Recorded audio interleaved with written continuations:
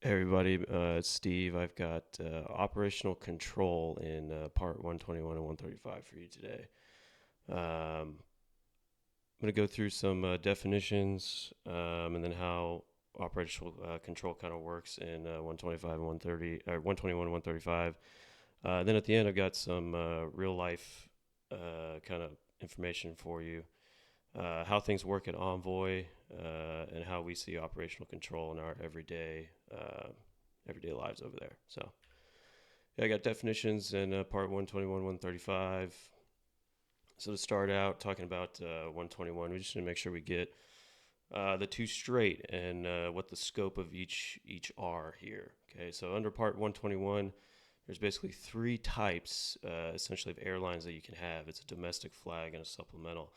And depending on the size of your aircraft and where you want to operate that aircraft and your op specs, um, you will fall under one of these categories as a airline. So for domestic, it's any scheduled operation by any person operating an airplane that is either turbojet powered, possesses more than 9 passenger seats, or it's got a payload capacity of more than 7,500 pounds.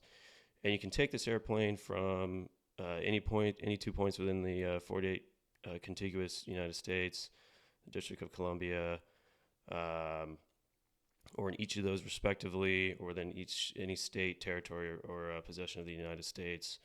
But you can also get approval for other areas through the administrator in your op specs, and that'll be where you can do that. Now we're going to take domestic, that concept, operate the same airplane, but now we're going to tack on Hawaii and Alaska to it, and that will become a flag. And then also importantly there, you can operate in any 2 points outside the United States as well, and that's all 50 states. Supplemental, on the other hand, it's a little bit different from the other two. Any common carriage operation for compensation hire conducted with any airplane that has more than 30 passenger seats, a payload capacity of more than 7,500 pounds, the propeller driven aircraft with 9 to 31 seats, or turbojet powered airplanes with 1 to 31, unless you have a specific aircraft that's involved in a domestic or flag operation, uh, also involved in domestic and flag operation where the departure time and location are specifically negotiated with the customer. So I'll give you an example of this as well. Let's see, domestic and flag. If I go to Aguas Calientes, Mexico, that would probably be a flag, even though that airport is designated in our op specs. If I go to Midland, let's say from Dallas, that'd probably be just a domestic operation. And then supplemental, this would be more like if we wanted to take the airplane for, let's say, domestically with like a football team or something like that. So they would take that, and that would be a supplemental operation. 135, on the other hand, okay, we've got two types here, two types of operations under 135. It's commuter and on demand. Commuter, any scheduled operation conducted by any person operating an airplane other than turbojet powered, with 9 passenger seats or less and a payload capacity of 700 pounds or less, with a frequency of at least 5 trips round trip per week on at least one route, and that's designated in the company's flight schedules. Outside of that, we have on demand, which is any operation for compensation or hire that is a passenger carrying operation in which the departure time, location, or arrival location are specifically negotiated with the customer. Um, so we got common carriage mentioned here. It doesn't matter if the aircraft is turbojet powered or not, possessing 30 passenger seats or fewer and a payload capacity of 7,500 pounds or less. So we're going to be dealing with smaller airplanes, typically in 135 ops. Um, and then it continues on to give you a couple more parameters there. But I also want to include all cargo operations conducted with airplanes possessing a payload capacity of 7,500 pounds or less, and scheduled passenger carrying operations that do not fit the commuter scope would also fall under on demand. So it'd be like a smaller airplane. One thing I want to mention about commuter operations is back in the day when they had smaller airplanes, like the regional airlines had smaller airplanes, they were called commuter airlines. We call them regionals now because a lot of them are operated under 121 now for the domestic um, and supplemental and flag operations. So that's where Eagle falls. Eagle started out on the commuter side when they had turboprops, smaller turboprop airplanes, and then once we started getting the jets and merging with a couple different companies, and it became Envoy. Um, we're now called the regional airline, and we're actually quite similar to a lot of regional operators in that way. But now we operate under 121 for that. And then finally, operational control. We need a definition for that. With respect to a flight, this means the exercise of authority over initiating, conducting, or terminating a flight. And that's straight from FAR 1.1. Each certificate holder is responsible for operational control and must take note of the person or persons authorized to exercise it in their general operating manual. So, yeah, moving on.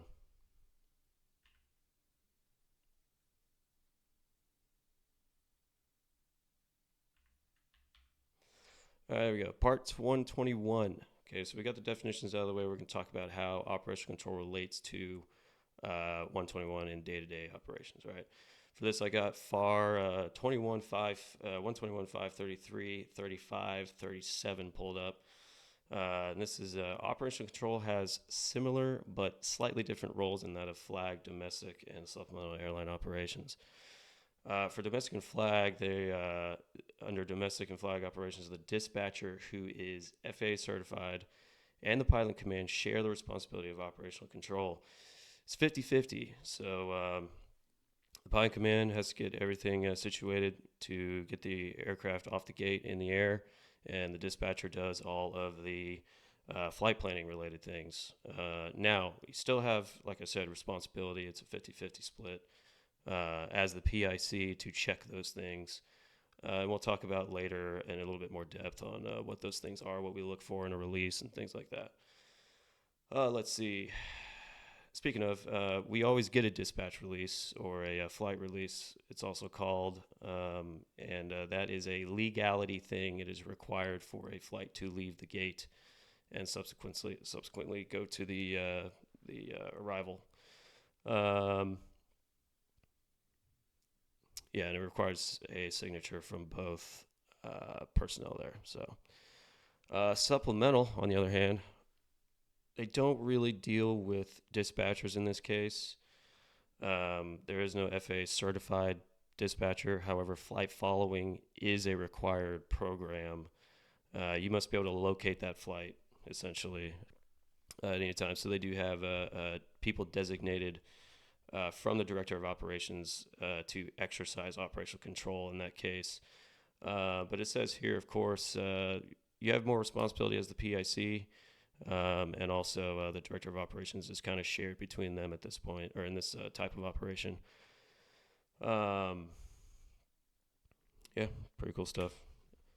Now 135, dispatchers and therefore dispatch releases are not a requirement under 135. It really falls on all of the, it all falls on the pilot in command. He's got to be aware of all information regarding the flight, safe operation, and things of that nature in order to complete the flight. Yeah, so now I've got some interesting information. These are things that I look at pretty much daily when I'm flying the line.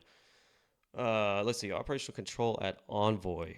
Okay, so like I said earlier, we typically could be identified as a domestic airline with specific places that we go internationally, designated by the administrator. But this is our op specs to the right, and it does certify us for domestic flag and supplemental operations. Just to be fair there.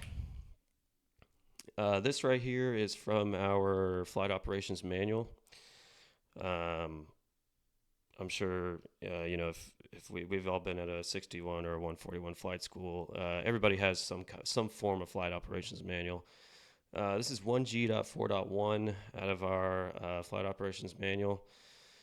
This talks about captain and dispatcher agreement for operational control here. Okay, so these are all the things that the captain and the dispatcher have to agree on in order for a flight to be dispatched. We got amount of fuel, the route, station dispatch, 2 alternates and route alternates, conditions, that means weather, condition of the airplane, things like that. It needs to comply with company and FAA regulations, policies, and procedures. And then flight may begin only after both the captain and dispatcher agree the flight can be made safely. An authorized flight requires 2 signatures. These are the captain's and the electronic signature of the dispatcher. So yeah, you ain't going anywhere without those things. Lastly here, I have a dispatch release that I got off of a trip. I was going from Appleton to DFW. It's pretty interesting stuff. So I listed out to the left here everything that is required by law to be on a dispatch release.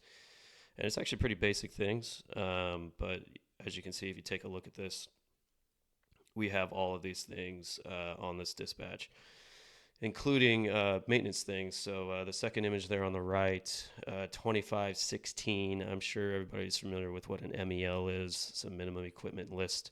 It's what we reference to take care of broken equipment on the airplane before we depart, because that is one of the conditions, quote unquote, that is set forth in the FOM and legally. So 2516, if you see, there's Captain Window direct vision sunshades, and that was for the window sunshade. It's retractable. It wouldn't retract, so they removed it, and it has an expiration 23rd February of 25. If you look to the left, we got Envoy 4187 going from Appleton to DFW with an alternate of Alliance. The weather was quite low in DFW on this morning. Down here, let's see if I can find the METAR. There it is. Yeah, you can see down there 150 at 6, 3 statute miles, mist, overcast 300. So it's almost Cat 2. But we got away with a Cat 1, no problem. It broke out at about 450 or something like that.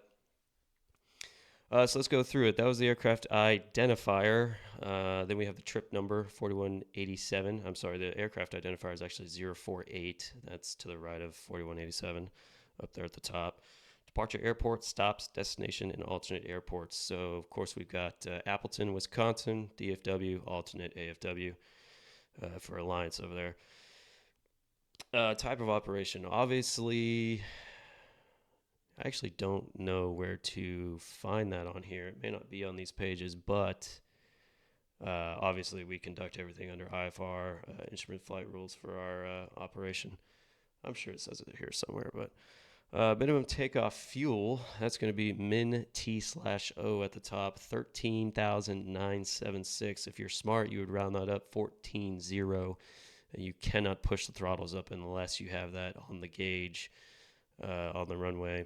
Right next to that, release fuel, 15.127. That's 15,000 pounds, 127. Again, round that up, 15.2 for the conservative approach. And we got latest available weather at all airports. At the bottom, you can see Appleton, which it was snowing pretty good for us when we left there at 5 a.m. or whatever it was. And we've got Alliance as well. And then, of course, DFW. So anything that you touch, you got to have information for. Here are my references. A lot of CFR references in there, and also a report published by the FAA talking about drug mandated stuff, but I just used that for a 135 topic that I talked about in there. Thanks for watching. If you have any questions, let me know.